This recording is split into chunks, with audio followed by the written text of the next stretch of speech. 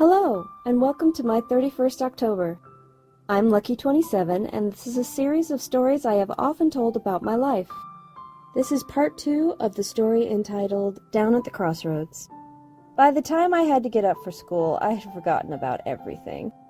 But the next night, it happened again. Same stuff, same times. 12:30-ish, and I saw the shadow. 1:30-ish, and I heard something break. And 2:30-ish, the poster came down. Only this time I tacked it to the wall so that it wouldn't fall again. But now I was concerned. How odd that it had happened 2 nights in a row. Needless to say, not much sleep was had that night. But then the 3rd night came. I was waiting for it now. 12:30-ish? Rat shadow. 1:30-ish? Breaking glass. But at 2:30-ish, the poster didn't fall. No, it was ripped off the wall. Then I saw a strange electrical current, like a tiny lightning strike, happen right in front of my tall bookcase, and the mirrored doors of my closet began to shake like something was in my closet hitting them from the other side. I remember that I didn't scream or cry out. I just walked out of my room, set on sleeping on the couch. But then another odd thing happened. My mom was on the couch watching TV. As I said before, my mom had a bedtime because she worked and had to be up early, even though she worked from home. So I was just as surprised to see her as she was me. I went and I laid down next to her and put my head in her lap. She asked me what was going on, and I told her that my room was acting funny and I didn't want to sleep in there. She asked me what I meant, and I told her about what had happened. She moved my head off her lap and stood up very stiffly after I told her. Then she turned and looked at my room.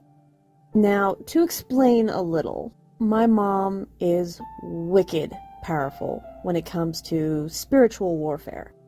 She can be quite terrifying to watch when she's on the hunt, especially if she thinks my sister or myself are in danger.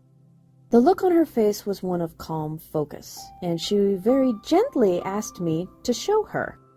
So I got up and we walked to my bedroom door, which I had closed. But that was when her face changed. She froze in place and her eyes went from gentle but searching to aware and hard. She pushed me behind her and said to me in a very cold voice that I was not to go into the room until she came out of it. No matter what I heard, I was to remain outside. And when my mom used that voice, you listen. Then she went into my room with her Bible. Not to dive too deeply into religion, but I was raised in a very religious family. It was not outside my safe space to hear someone talking in tongues, as I'd heard it several times in church. My mom was sometimes the translator, as she put it to me.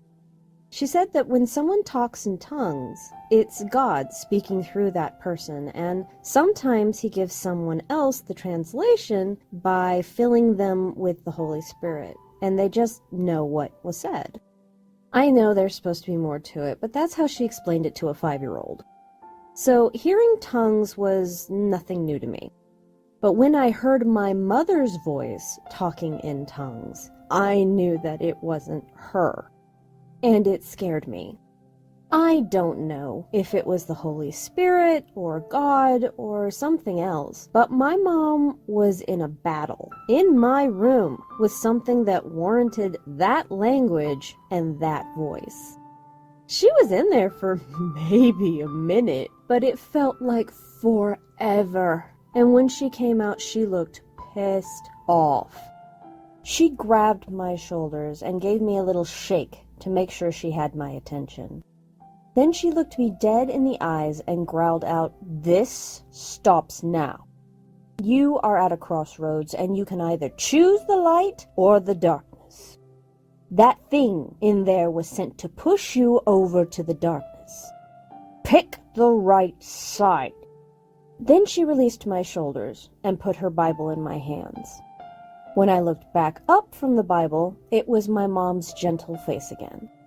She told me that the thing in my room was gone, but if I didn't feel safe, that I could sleep with her Bible under my pillow and put my hand on it for comfort. If I felt like I was still being watched, I could read out Bible verses and say the name of God for protection.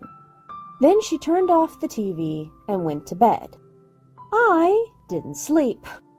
The stuff in my room didn't really scare me much.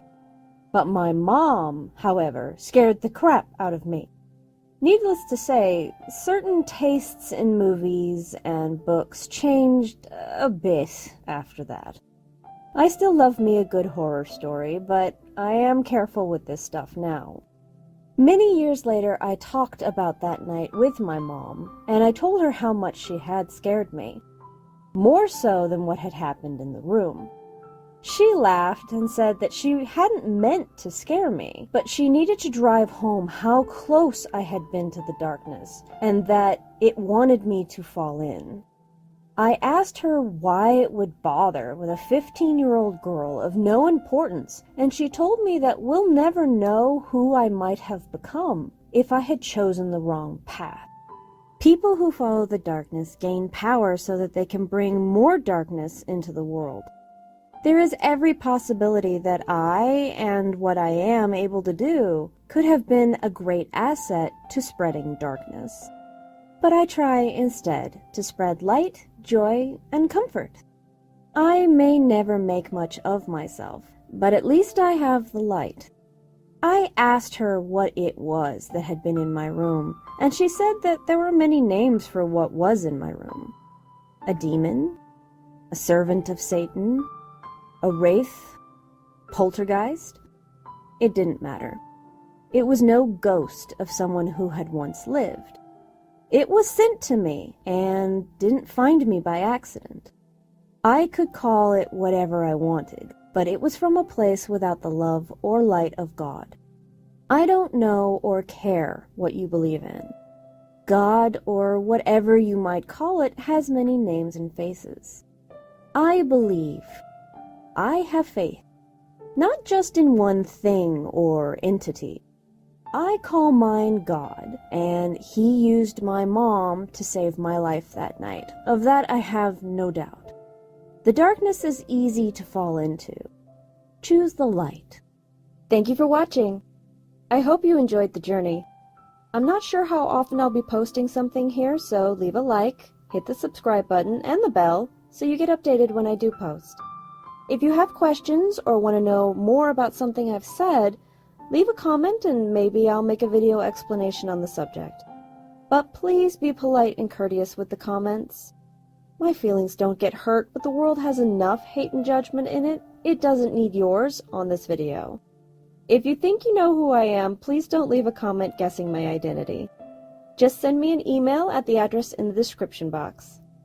Thanks again, and I'll see you when I see you.